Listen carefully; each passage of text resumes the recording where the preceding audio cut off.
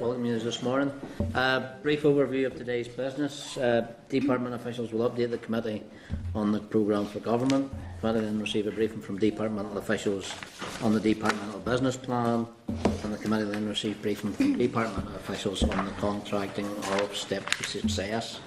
I just remind members, electronic devices, all electronic devices should be switched off, excluding your tablet devices.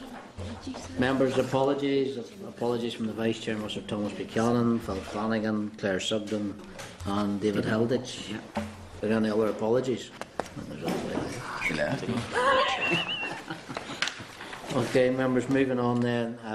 Chairperson's business at page 5 is correspondence from the University and Colleges Union requesting to meet with me to discuss issues in higher and further education. Are members content that the Deputy Chair and myself and any interested members meet with the representatives of the Union? Okay, thank you, members. Just also advise members, the Belfast Met have requested that the committee sponsors its end-of-year fashion show next year in the Great Hall. So they're getting well in advance. It's the one we sponsored 2 Friday nights ago. So are members content we sponsor that event again? Yep. Okay, members, draft minutes. Draft minute of our last meeting on the 18th of June is at page 7 of your packs. Members, do you agree this is a true record of that meeting? If so, I'll sign it as being correct. Yep.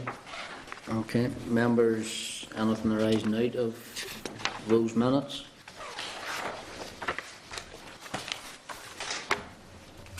I have none specific, so members, just can we agree the points from the last committee meeting that are at page 14? Agreed. Thank you. Members, in correspondence, a couple of points in correspondence, page 18 of the pack, and also tabled. Members, at page 42 is correspondence from the Labour's Relations Agency offering to brief the committee on any issues arising from the employment law consultation. Members, do you want to take a briefing from them or just put them in as respondee to the... We could get a written briefing. Written brief? Okay. Members content? Okay, thanks members. Members, page 52 is the departmental correspondence regarding the implementation of the 3rd round of the Higher and Further Education Collaboration Fund, Connect 3. Members, just can I check the members wish to schedule a briefing in the autumn on the higher education strategy? Graduating to Success, which is 16 projects, of which Connect 3 is actually just one of them. Okay. Yep, okay members. Thank you. Members, just to give you an update, the committee request for evidence into our scrutiny stage of the Working Families Bill closed on Monday the 23rd of June.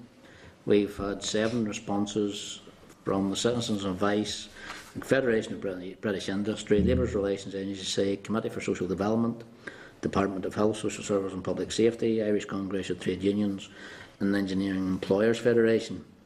Out of 4 of those, 4 have no issues to raise, while the CBI, the Irish Congress of Trade Unions and the Engineering Employers Federation have made substantive comments. Members, all 7 submissions have been added to the bills folder, and a draft forward work programme for September-October will be included in next week's meeting pack and will include the scrutiny of that bill. Just more for information. Okay, members, anything else arising out of correspondence? If not, members, page 61 is the draft forward work programme, taking us up to next week. Other briefings may be scheduled as they arise. Members content to note? Yep. Okay. Okay, members, moving on then to our first business of today is the departmental briefing on the programme for government update. Can I just remind members this will be covered by Hansard, so all electronic devices should be switched off. Members, at page 63 is a departmental briefing paper on the programme for government progress update. The department will be providing a separate briefing for each of the departmental commitments in the programme for government, and 15 minutes have been allocated for each session.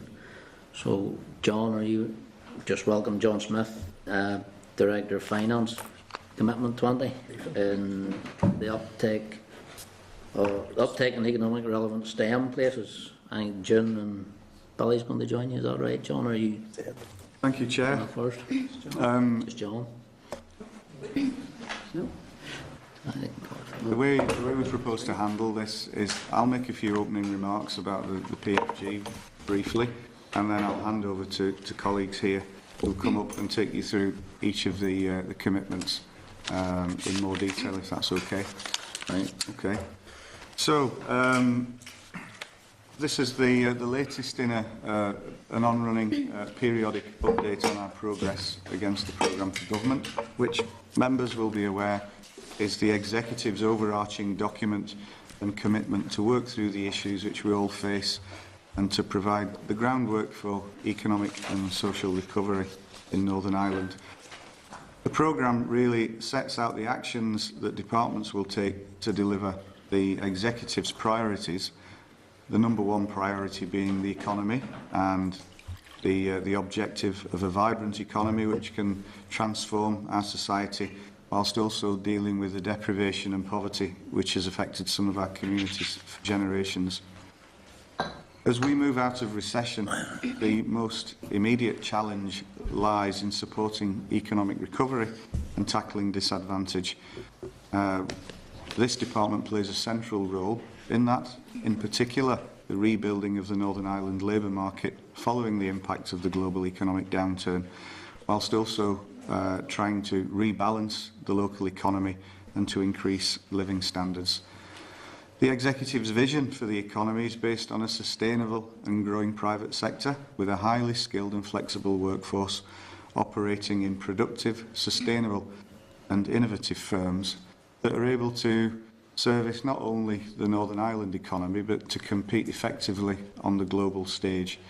And clearly this department has a key role to play in that agenda, driving up skills and helping to move people nearer to the labour market and to stay in work.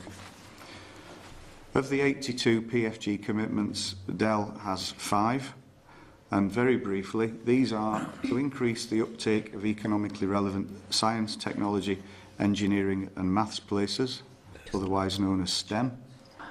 Secondly, to upskill the working age population by delivering over 200,000 qualifications over the life of the PFG. Thirdly, to develop and implement a strategy to reduce economic inactivity through skills, training and job creation. Fourth, to support people with an emphasis on young people into employment by providing skills and training. And lastly, to ensure that there are no increases in student fees beyond the rate of inflation for Northern Ireland students that are studying here. So that's a brief introduction to the PFG. I'll now propose to hand over to June and Billy, who will lead off with the detail on the STEM commitment. Okay, thanks, John. June and Billy, you're very welcome. Okay, thank you. Commitment 20, as John has said, is to increase uptake in economically relevant science, technology, engineering and maths STEM places by 700 by 14-15. So the targets stretch over 3 years, and for 12-13 it was 233 places, rising to a cumulative 467 in 13-14, and finally to the full 700 by 14-15. And as we've already said, all places had to be in economically relevant STEM areas. So the places were allocated to the universities and further education colleges on the basis of their existing MASN totals at the time. 700 was the total number that was considered affordable and achievable. The baseline year against which the achievement is to be measured is the 11-12 academic year. And the actual measurement of the baseline and the achievement each year is taken from figures produced by the Higher Education Statistics Agency, called HESA. The figures are produced retrospectively by HESA and only become available in February following the end of the academic year to which they relate. So that means for the 12-13 academic year, the figures only became available in February 14. And for the current academic year, we won't have the figures until February 15. Now, having said that, the figures for the 11-12 baseline year show that there were 3,465 students enrolled on economically relevant STEM courses.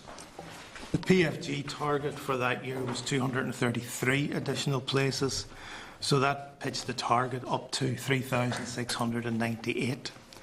The actual number reported by HESA was 3,885, so that's an increase of 420 over the base year, and that means that the target was achieved and exceeded by 187 places.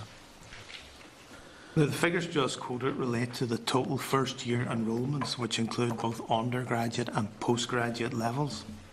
However, if we were to focus only on first-year full-time undergraduate enrolments, the figures change. The 11-12 baseline year had 2,735 students enrolled on economically relevant STEM areas.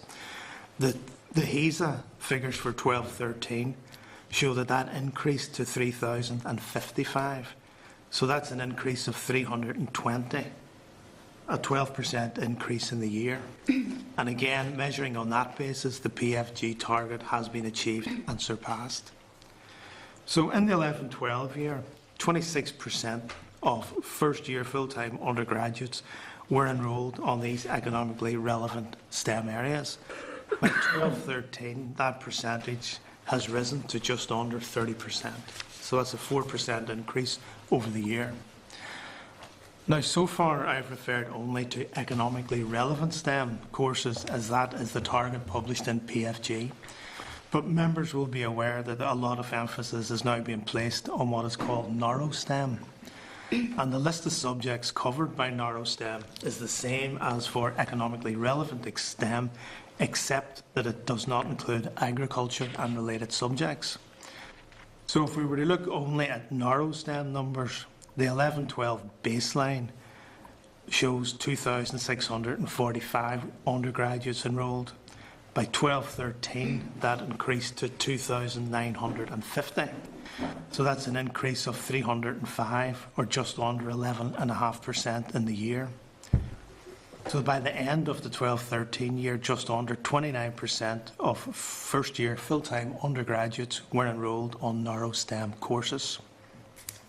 So in summary, therefore, the PFG target for 12-13 was achieved and surpassed on the basis of either total student enrolments or enrolments on first-year full-time students only on economically relevant courses. And the target was also achieved and surpassed if you measure it against narrow STEM enrolments. Now, that PFG target for 12-13, the 233, included 23 places that were allocated to the FE colleges for HE and FE courses.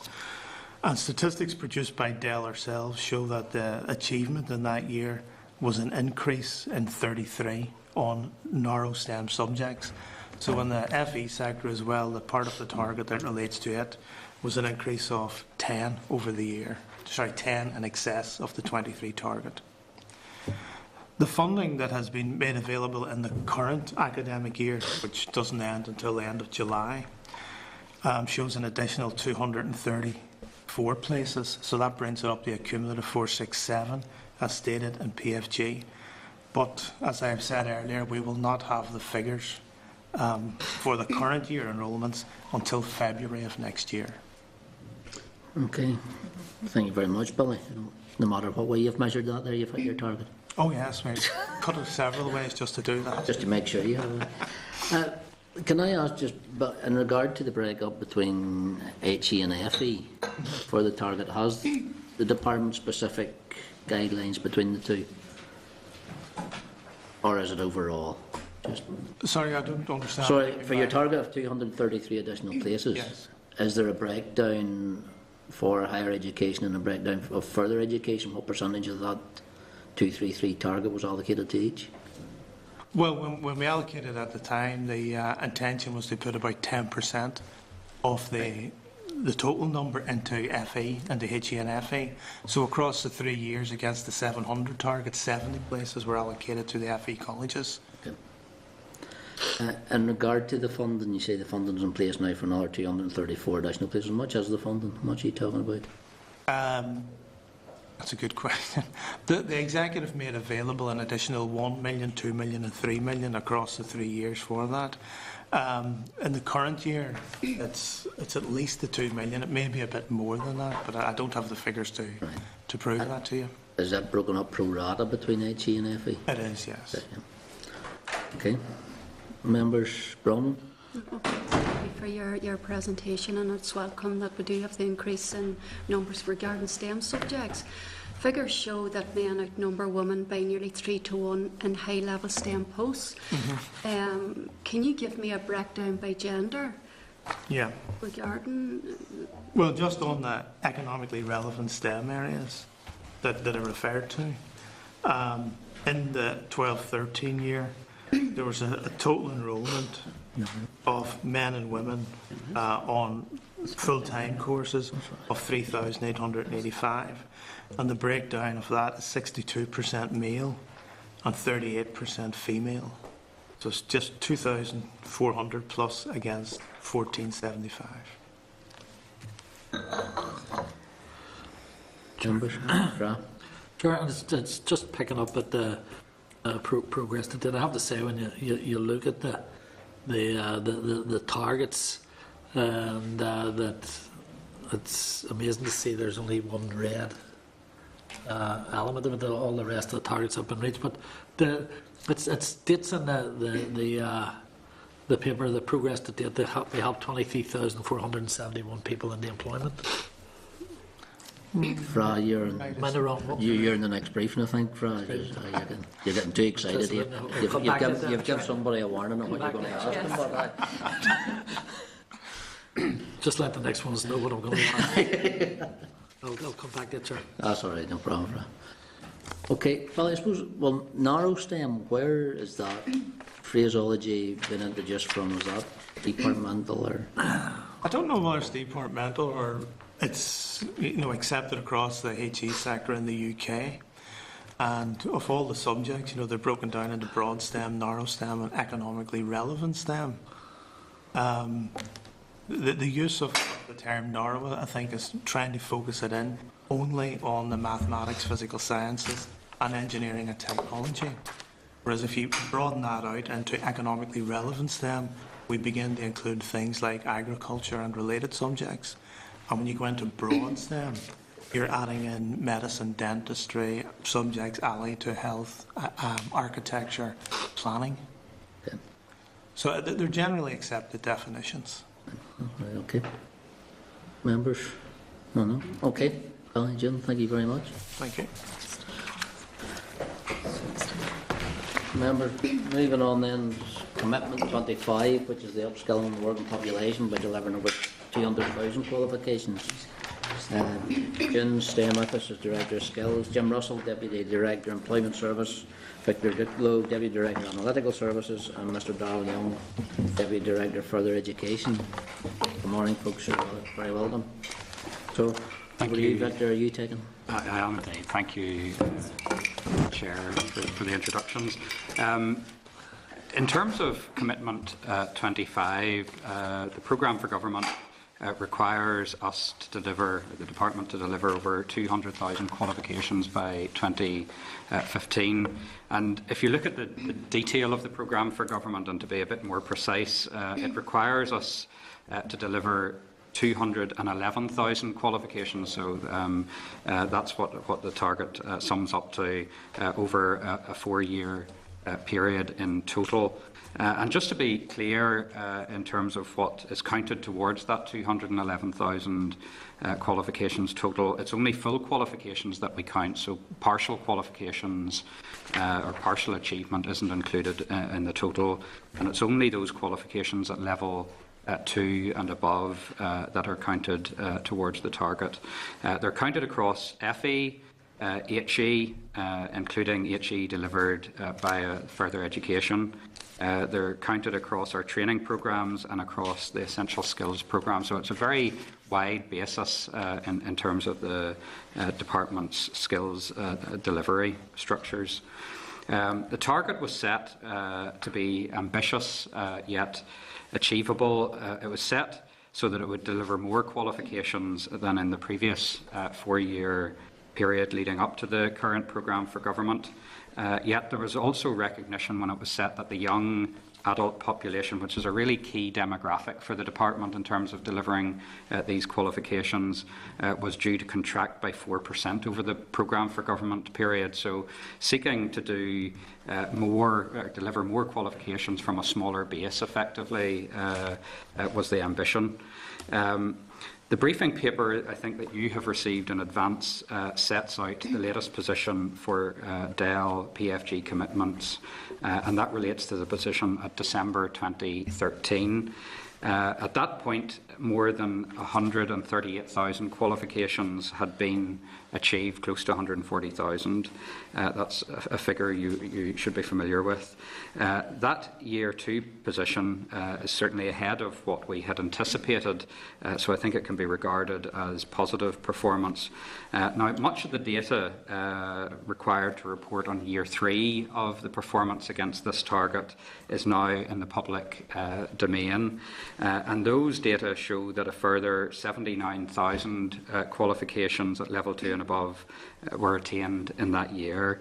And that's an all-time record in terms of the qualifications delivered in any one year at those levels. And it brings the total number of qualifications achieved to over 217,000 over the PFG period to date.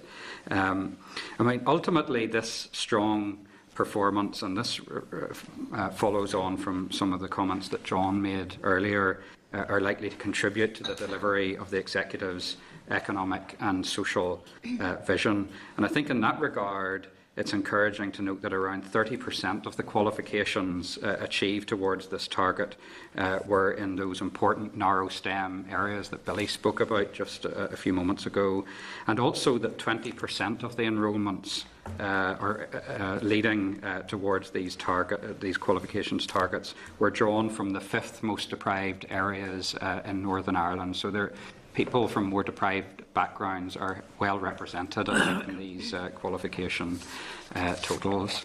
So really, Chair, that's all I wanted to say by way of background, but happy to take questions. Okay. Sorry, Victor, could you just give me a breakdown? You said 217,000. Can you give me a breakdown of that year by year, just I don't have that? In terms of the year by year data, and I'll see if I can get it in front of me, there was around about, it's quite difficult to read, 65,000 in the first year of the target, 73,000 in the second year, and then that 79,000 that I just spoke about that we delivered in the third year of the 13-14 is the 79,000. Yeah. It relates to 13-14 PFG period. So you've already met your entire commitment then? Well, I suppose it's difficult to count chickens and all of this, but the figures largely speak for themselves, I think. Okay. You referenced there, what did you say in the deprived area? Yeah, we look at the figures in terms of enrolments, particularly around to what extent people are taking up provision from the more deprived areas of Northern Ireland. We count this on a basis of NISRA do a multiple deprivation piece of analysis that ranks super output areas in Northern Ireland, which is a very small area, actually, about 1,000 households.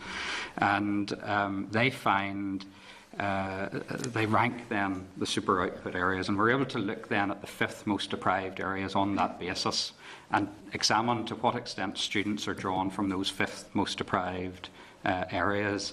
And it's encouraging to note that about 20% then of our enrolment is drawn from those 5th most deprived areas. Have you any information why that is now? Because I know that wouldn't have been what it was in the past. Is that something the department's proactively doing, or at what level those courses are at? The policy? Yeah, well, certainly, in the FE sector, that is definitely the case. I think, I don't have that figure specifically in front of me, but I think in FE it would probably be higher than 20% from the 5th of the population.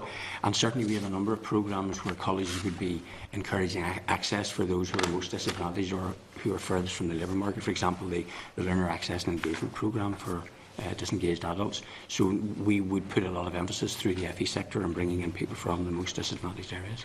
Okay, thanks, Darrell. Bronwyn? Okay, thank you for your presentation. Victor, the last time that you were here at this committee, I had raised an issue. You gave a presentation on adult skills, international adult skills. Oh, yes.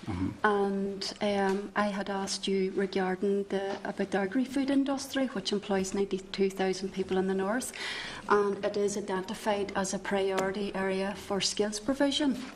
And in your presentation, just bear with me a wee second, it was still probably one of the lowest scores of literacy and numeracy. And I had asked you why that was, and you said that you'd have to go back and look at it. Have you done that? I think, yeah. Regarding that particular sector. Now, I know one of yourselves had stated that 36% of people who are enrolled in essential skills are people who are in employment, but I want to drill down on that particular sector, given the fact that it is a priority area for skills provision. I would need to look back at the record and what we responded, but I think, if memory serves me right, the data from the PIAC was difficult to get to drill down to that level in terms of the sectoral material, so I would need to just. But if this is a priority area for the Minister, then surely, we do need that data. Yeah, and I think, I don't know if June wants to comment, but certainly there's an immense amount of work has gone round, not just from the PIAC study, but in statistics more generally, seeking to identify rates of return in the sector, where the skills needs are. Could I ask you then to come back to the committee and outline in a detailed way how you are focusing on the agri-food industry, given the fact that it does employ 92,000 people in the north? And I think it would be quite important. And like I said, I want to know in a detailed way how you are focusing on that sector, given the fact that it is the Minister's priority. The Minister has a working group with the agri-food industry, but of course we'll come back with more detail on what the group is doing and link into the statistical issues. Yeah. I'm just concerned the last presentation that you gave, there was no improvement in skills, so we just need to get an update on where that's at. Okay, Junior, sorry. Fra, commitment 25 we're on now. To see in the 20, but that's quite out there. To see in the 20% of people who come from deprived areas, are you able to monitor them? Is there on what the uptake rate might be, and how they're progressing? There is the ability, because we have postcodes, whenever people enrol, so they give their home address and where they've come from, so we're able to monitor them right through in terms of whether they are, to what extent they're retained on the course, and then qualify ultimately at the end of this. And I don't have the statistics in front of me, but one of the reports that I did bring to the committee during the year was the department's quality and performance report, which sets out really these targets and commitments in more detail and drills down into that kind of area. So the next version of that committee we hope to be publishing over the next couple of months. So I think it would be a good vehicle to look at that particular issue again, actually, and just make sure that those people, while they enrol, are continuing on the course and qualifying. I don't know if there's. Yeah, I think, Chairman, it's probably worth saying, we don't have a specific figure in terms of the retention and achievement from most deprived areas. We can look at that. But certainly, it's against a backdrop of across the FE sector as a whole. Over the last couple of years, retention rates have been pretty constant at around 88–89%. But over the last 2 years, the achievement rates from colleges has gone up from 80% to 87%, which is, you're probably getting to the stage there where it's very, very high, and would be well comparable to other parts of the UK, indeed other parts of the world. So that's the backdrop against which, and I think that partly goes to explain why the achievement of the qualifications targets are on such a good track, because colleges are keeping more people and they're doing more with those people that they've kept. And you see, it's probably a follow-on from what Bronwyn said, and obviously we've been with yourselves the argument and around how you attract more people from deprived areas to go through in the education. Is there anything different being done that would show how that increase was made possible? Well, again, within the colleges, they do a lot of work with pastoral care and support, and to try and make sure that the people who come into college are kept there. The Learner Access and Engagement Programme specifically has people who are designed to attract people into college in the first place, but then support them and mentor them while they're in college. So there's quite a bit going on in those areas to make sure that people who are attracted stay in the system. See in terms of people that may choose to go into further education as they leave school, may not want to take on a more academic route through. To see in those socially deprived areas, and there are quite a lot of them right across the divide in our community, do people actually go in and sit down with people that may be leaving schools and say, these are your options? That we may be having an influx of jobs coming in on the whatever, electronics, IT and all that. Do people sit down and try to encourage and say, look, the prospects of you getting this depends on you coming through a level of education to get that thing? Does that ever happen? Certainly the colleges should be doing that. That is what they do. I suppose there's two steps to that. Firstly, whenever they're designing their curriculum, they make sure that the curriculum that they're putting on meets the needs of employers and meets the future skills needs going forward, so that those qualifications and courses are there. But then at the enrolment stage, then yes, there would be guidance, and it would be a mixture as opposed to what individuals' aspirations and what they want to do and what the needs of the economy are. So those would all be taken into account at the enrolment stage.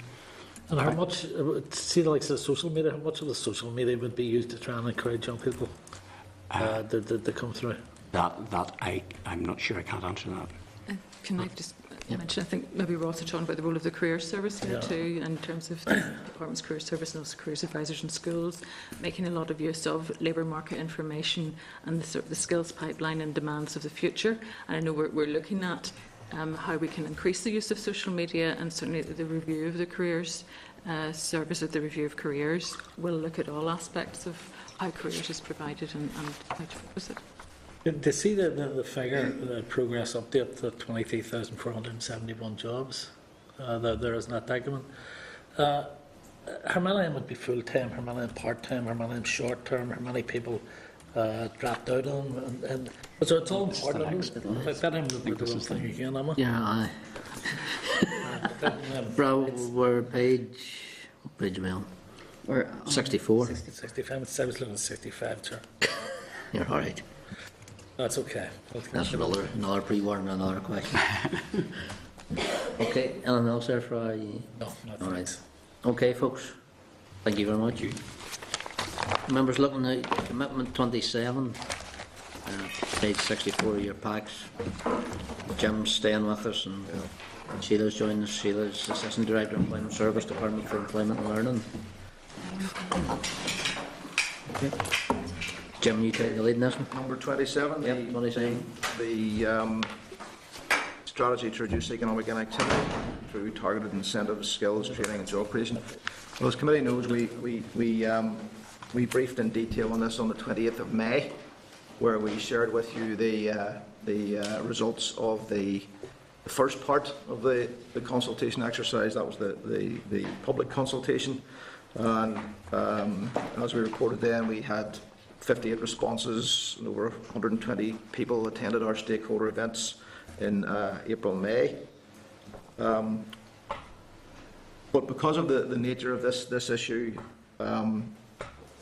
we decided to do some additional stakeholder engagement with employers, representative organisations, and a number of the actual economically inactive groups that we're trying to target, and we engaged with the Rural College Network to do some focus groups for us on with those people. We did that work in May and June. That work is now all complete, and we have analysed the Hansard report of the meeting of the 28th and used that response as the committee's response to the consultation exercise. We met with the business community last week and again recorded their views, and we have summarised those. We have received the Rural College Network's report on the work they did with the various inactive groups, and we have analysed that. So what we have now is a complete summary document of the responses to the consultation. That is with Ministers for clearance. If Ministers clear it, it will be published next week, and that will conclude the consultation exercise. What we also have is with the Executive Subcommittee on the Economy next Tuesday, we have a paper which will update that committee on progress to date. Basically, the paper summarises where we are in sort of 3 parts. The first part is, here are the recommendations that there was very strong agreement on and should probably feature in any final strategy. There is a second piece which is ideas and recommendations that there was divided opinion on, which will require more depth and detailed analysis by ourselves to tease out what those issues are. And the third piece is where we have received new thinking that perhaps we hadn't previously considered. So if that committee is content next week, we will spend the summer months doing the detailed analysis with a view to, by the time we reach September, have some firm proposals that we can bring forward and share with ministers to see if they're content to take forward what the thinking is. So we're on course, we're up to date. We have delivered, I think, what we promised on the 28th, and the committee will receive a summary document when it's published.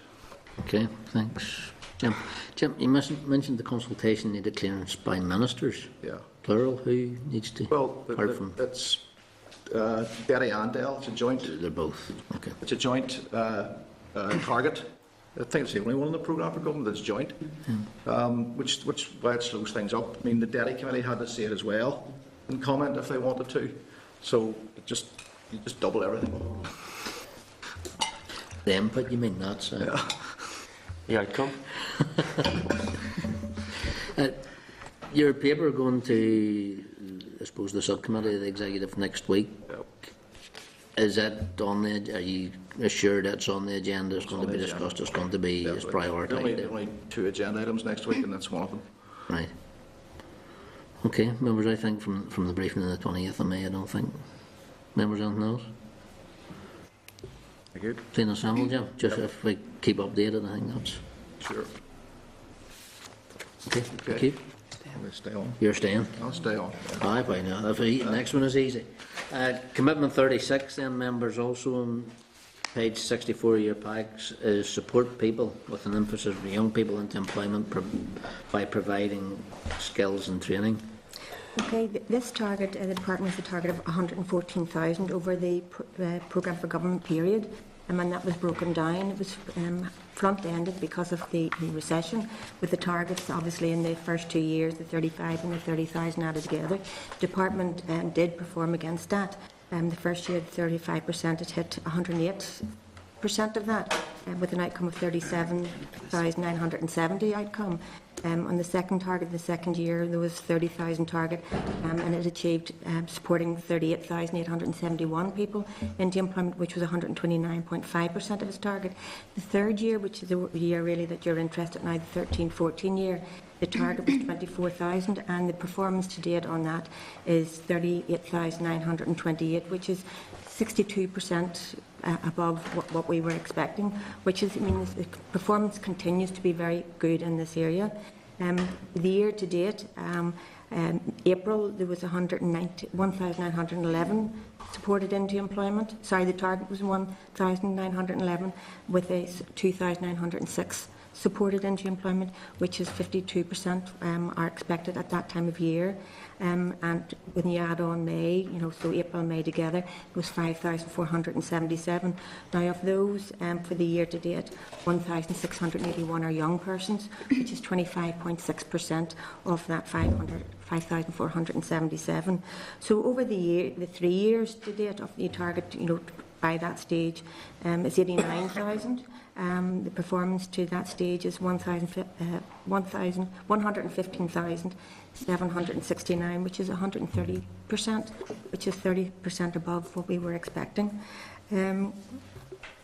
For the young persons over the same year period, you had in April to 14, there was 12,386, which is 31.81% of the total in that year, and the year to date of it's 1,681 young persons, which is 25.64% of the total. I mean, on the other side, to balance that off, looking at the JSA live loads, in May, the claimed count was 54,722, which is 6.2% of the workforce, and that's a decrease of 2.4% on the previous month.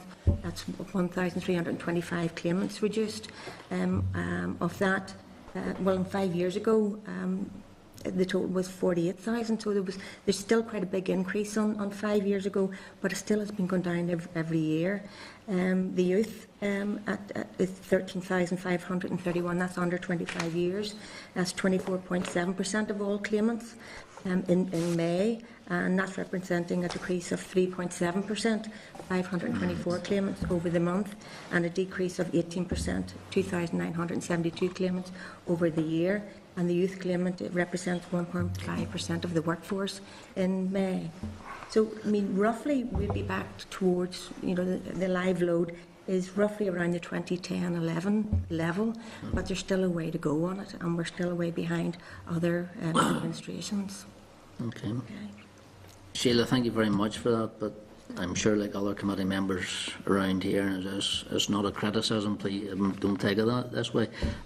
Those figures would have been an awful lot more informative if we would have had them in front of us in the briefing that was provided, rather than just the three targets that were provided in the briefing paper. And I think, not directed at you, but maybe John, if that's something you could have a look at, because there was a lot of information there, and all good information, but if we'd have had a chance actually to have it in front of us to scrutinise it before you presented it, it would have been beneficial. But it's not, please don't take it as a criticism, it's just something we could have for next time. Fra, you've been looking in on this. Looking on this from the start of the meeting. What's interesting, and obviously the figures that we've got make for good reading and good hearing, but again, and this has been asked before, and it's the geographical spread of where the jobs are we impacting on the areas where there is severe unemployment and deprivation, and that would give us an idea of how those areas are being impacted on. Can that be provided? Yes, I do have the figures of the highest ones, but not on the actual where the results are, but I will get that for you. And again, I'd ask, one thing, the figure of the 23,000 that comes in again, a breakdown, is it part-time, short-term, long-term? It's all full-time, over 16 hours a week. Over 16 hours a week. But it's not necessarily permanent work, so it could be temporary contracts, but it's all over 16 hours a week. But that would also give us a good idea and a good knowledge of the type of employment, the length of term of employment, and it will allow you to make your mind up on how things are actually working on. I'm not sure that actual information is available yet, but when HMRC get their real-time information up and running, you will be able to get that at that stage. Thank you. Okay, Chris? Chair, I agree with you in terms of the stats. They're helpful to see the detail in relation to them, and I know the media aren't one for covering reasonably positive news at times, but I think it would be really helpful to try and communicate that information out there into the public, to encourage people that there is progress in the right direction, even though we're still quite some way behind other regions, and there are pockets of persistent unemployment as well. It would be good to see that balanced out with some of the positive information, although I recognise it's extremely challenging to get the positive information covered at times. Yeah. Thanks, Chair. Members, anybody else? No? Sheila? Jim? Thank you very much.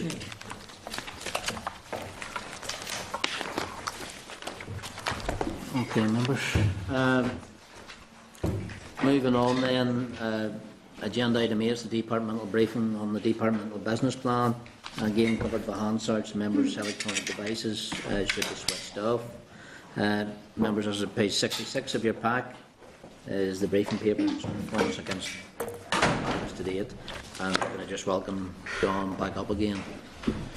John, 10 minutes at most, would that be? Thank you, Chair. This is essentially a retrospective look back on our performance against the commitments and targets that we set ourselves for the 2013-14 departmental business plan.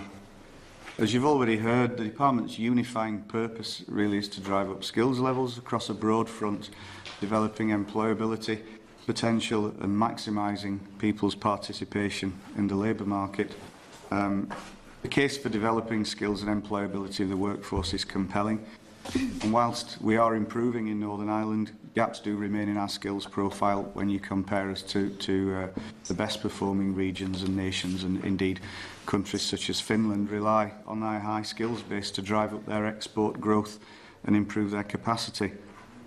So we're extremely conscious of the need to drive up skills, but in doing so we also have to ensure that there's equal access to our services and programmes and to the job market for the people of Northern Ireland, so that everyone can contribute.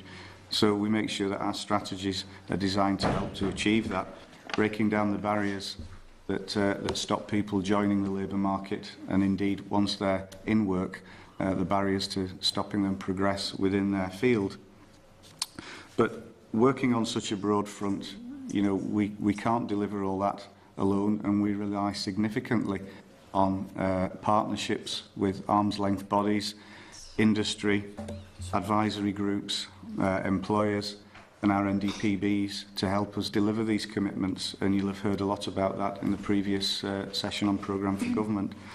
And because we're so outward facing, we have to make sure that we've got statistics on the labour market, so we have the evidence base to ensure that we can deliver the right programmes to respond to the needs of industry.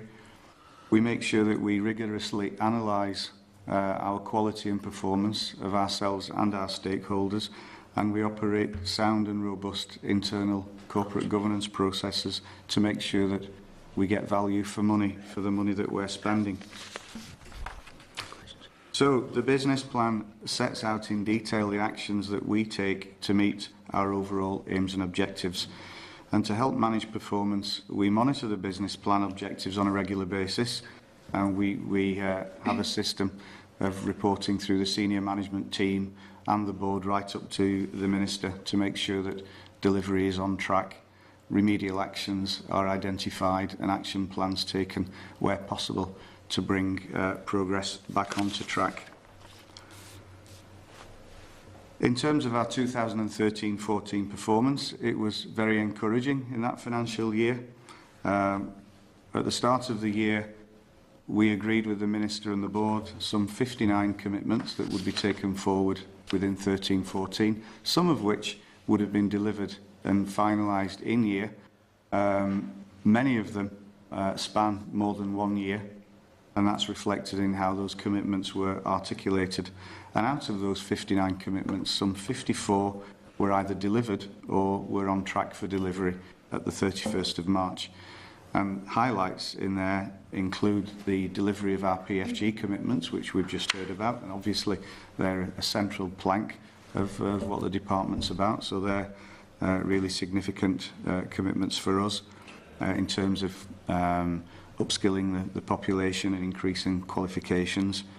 The work that Jim Russell outlined on the economic inactivity strategy, the STEM strategy of offering additional undergraduate and PhD places, and the apprenticeships review, which the Minister spoke about yesterday. There are 4 commitments where progress was a little bit less than planned. Very briefly, the leadership and management strategy that we'd hoped to develop last year has been delayed into 2015 due to resource pressures within that division. The economic inactivity strategy, whilst it's progressing well, is a little bit behind where we would have hoped it would have been, and Jim spoke about that.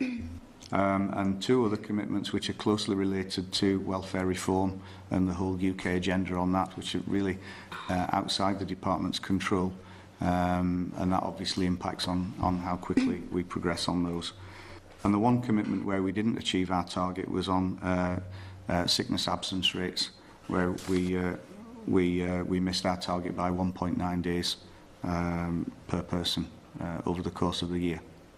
So that's a brief overview of the progress, and happy to take questions. Okay, thank you very much, John. John, A3.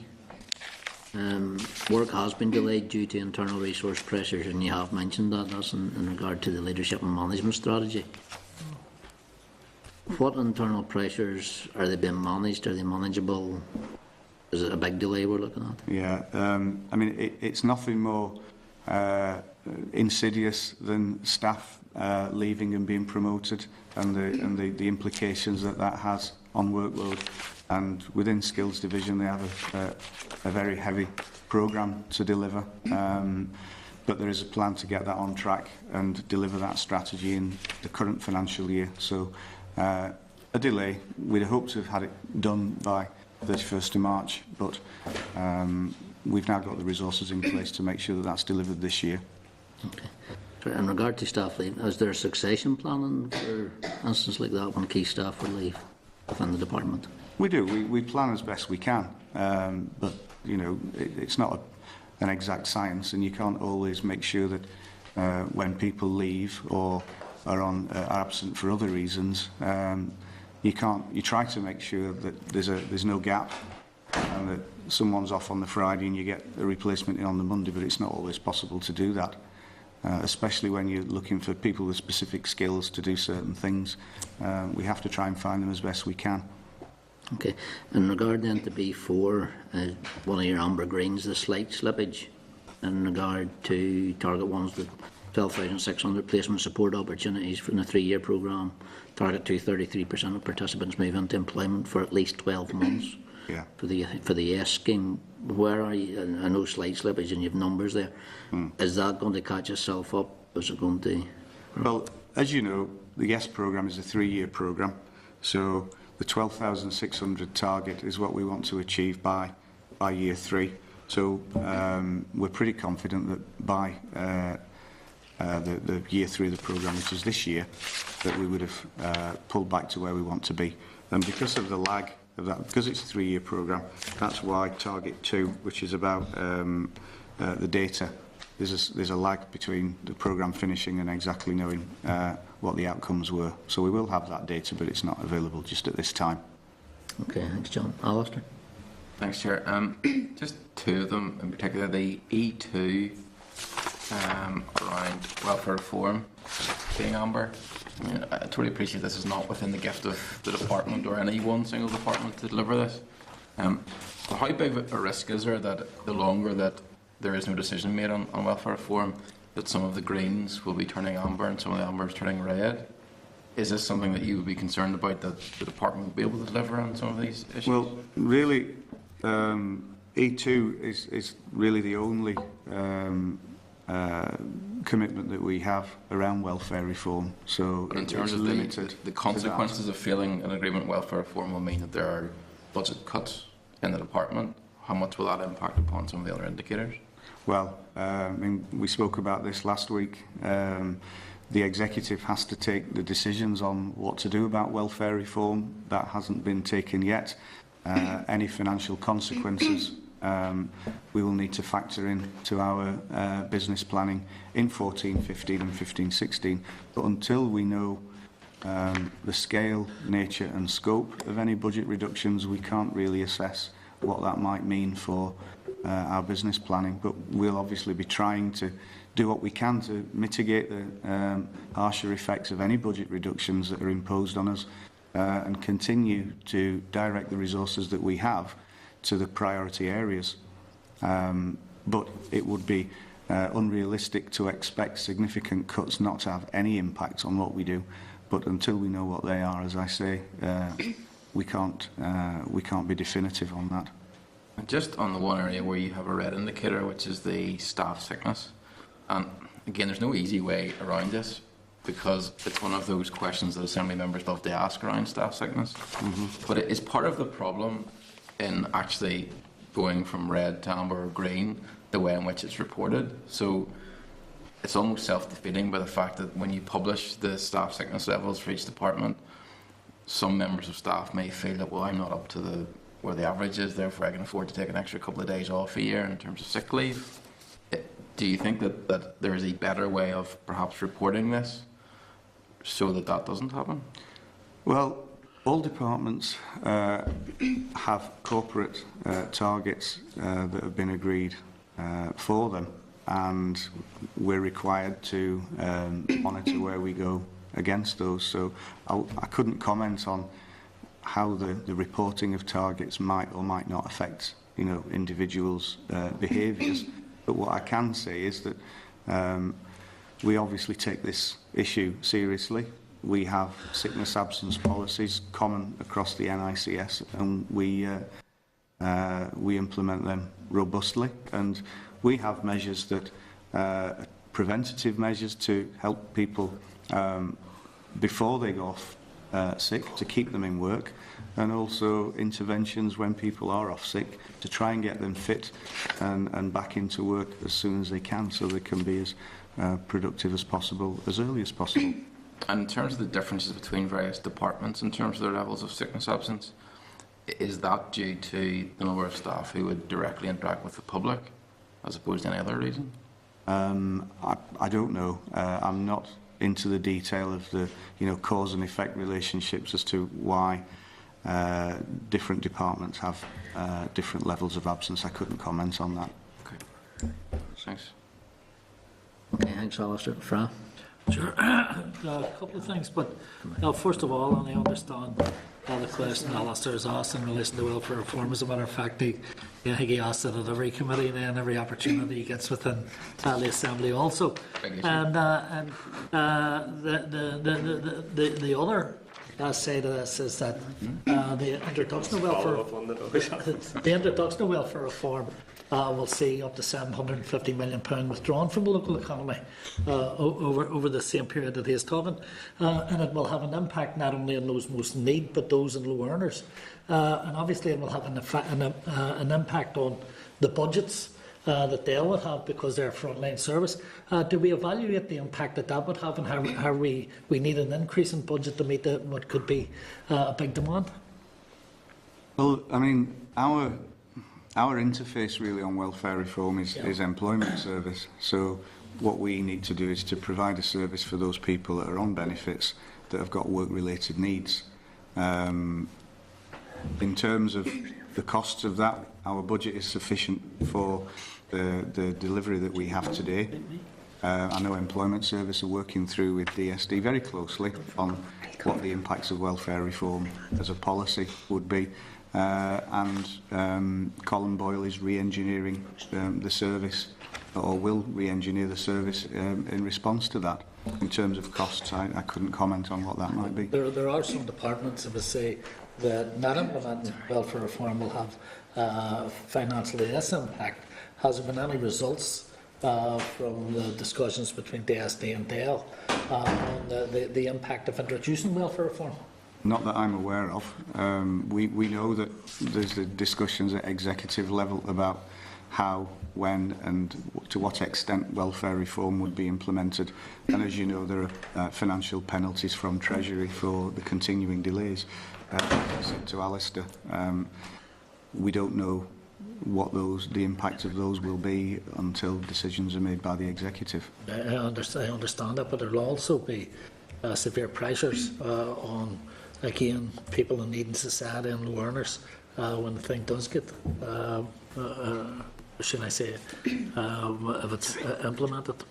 On A1, the 53,000 qualifications at level 2, I take it that's not 53,000 individuals. There would be some people would have a number of qualifications that were, and it goes back to the debate that, and I raised a question yesterday on the apprentices, and it's the value and worth of a level 2 qualification, and is there gain, and it's about tracking that if people get a level 2 Does it allow them go into the type of employment that would allow them to enhance their ability in terms of the work? I should call Victor back, because that's the PFG commitment that we were just talking about a few minutes ago. On, we can get back to you on that.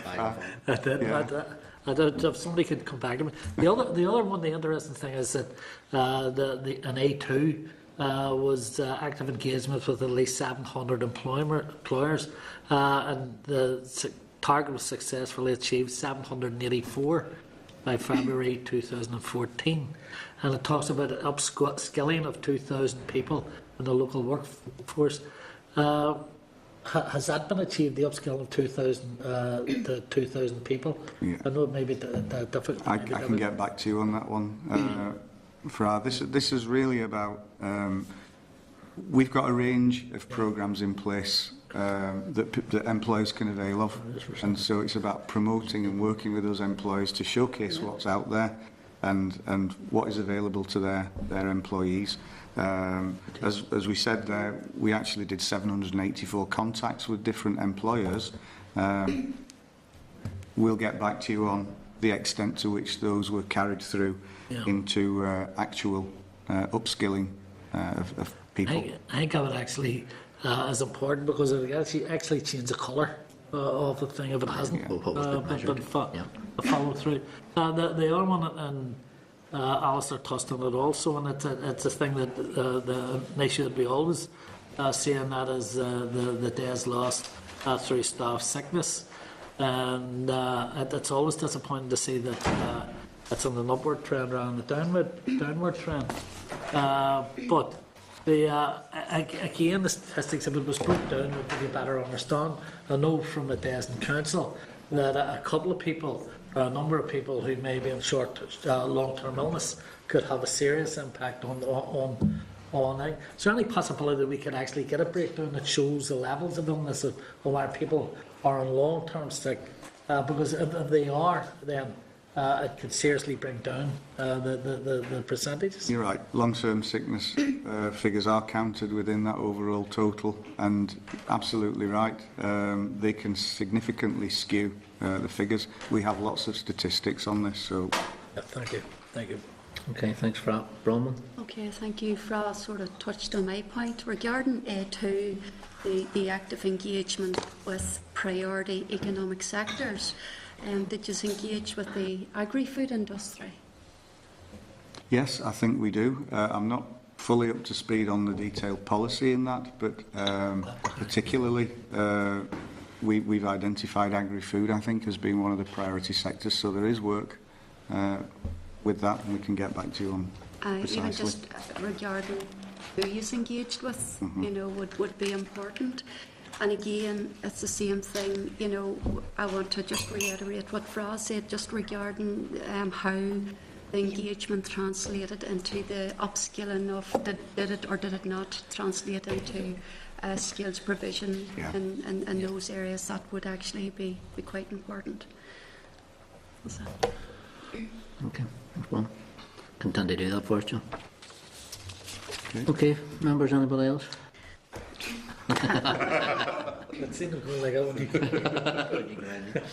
All right, John. Okay.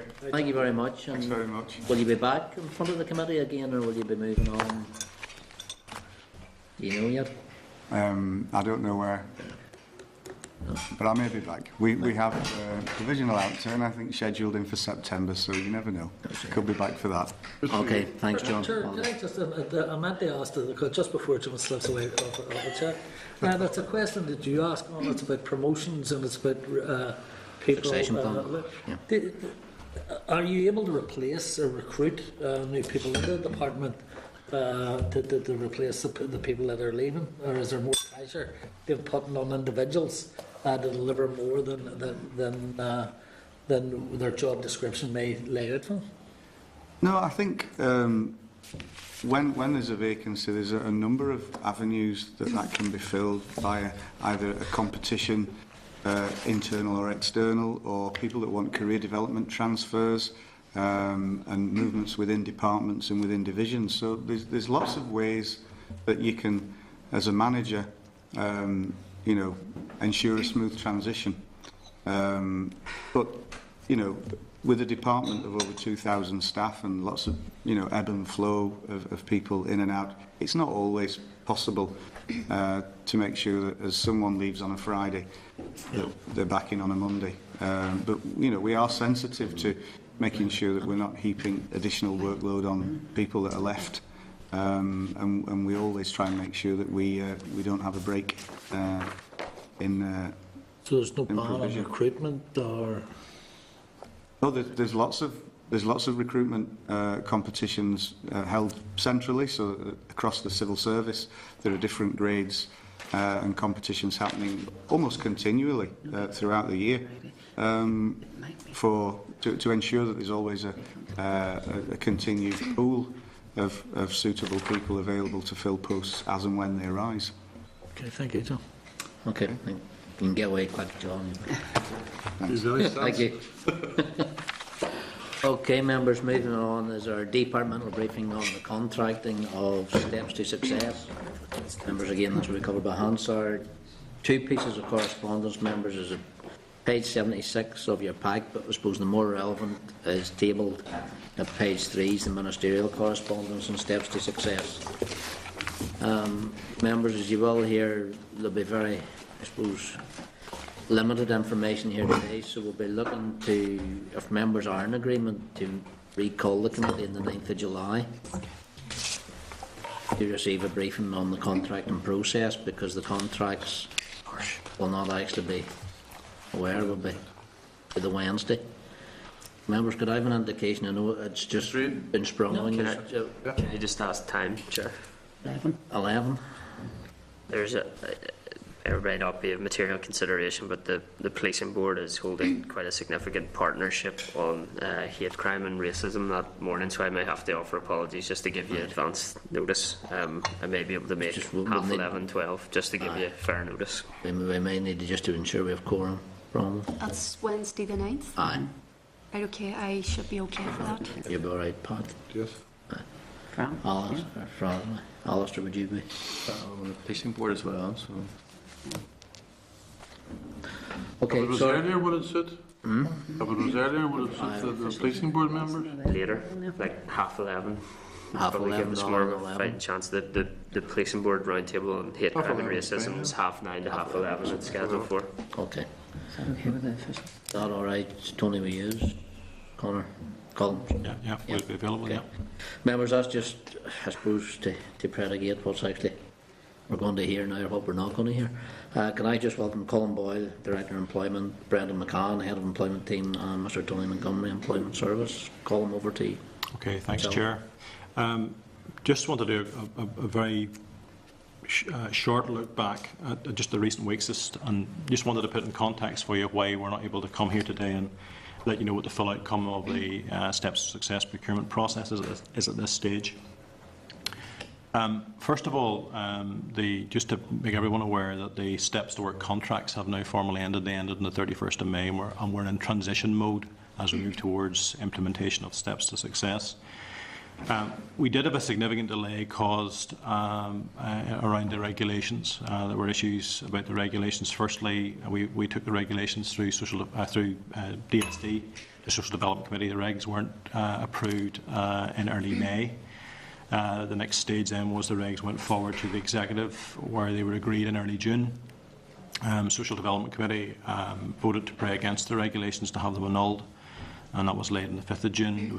There was to be a scheduled debate to annul on the 23rd of June, and in between times the committee were good enough to allow officials to come back to have another discussion with them and another presentation to them about the decision to have the vote. And at that subsequent meeting on the 19th of June, the Social Development Committee decided to rescind. We set out the full implications of failing to agree the regulations, and the full implications would be basically that we would not have a programme to run an adult return to work programme or an adult employment programme for Northern Ireland. So that then ceased to be an issue at that particular point in time. During that period, we had to cease all preparation of work for implementation of Steps to Success. We have a small project team. That project team was focused on preparing briefing for Social Development Committee and preparing briefing, which we did do, for the annulment debate on the 23rd of June, which then didn't happen.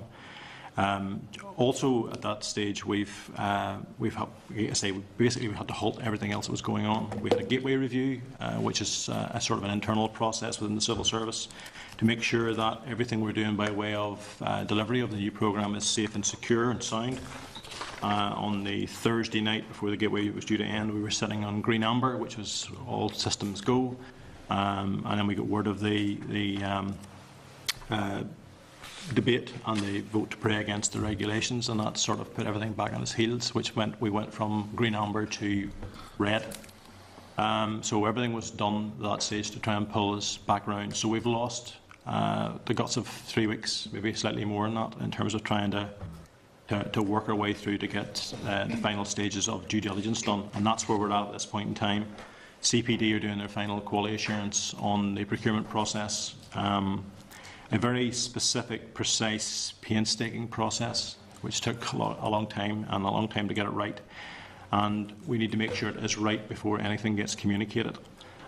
So that's happening currently, just making sure that all of the financial issues, fitness for purpose issues, any of the legal concerns that may be hanging around as sort of last-minute issues are all sorted out. Following that, we then need to brief Minister. And the process is scheduled to conclude, the procurement process is scheduled to conclude this week, with the intention to award letters. We're hoping to have those issued by Friday, this Friday.